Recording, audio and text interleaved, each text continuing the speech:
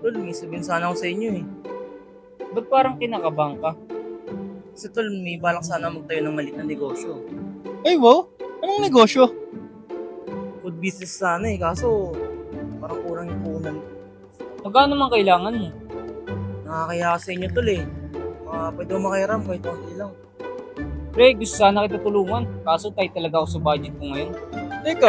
Teka, ba't di niyo subukan si Pesolon? Peso loan?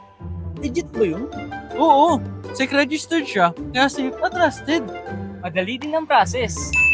Eh magkano naman pwede ko makuha dyan? Up to 30,000 sa unang loan mo. At kapag good payer ka, 100,000 ang pwede mong mahiram. Ano naman requirements? Phone number mo lang at basic info. Talaga, ang dali naman. Wait nga, try ko nga.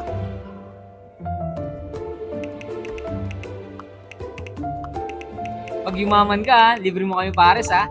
Hindi ako bahala sa'yo. Sige, tara na. Tara.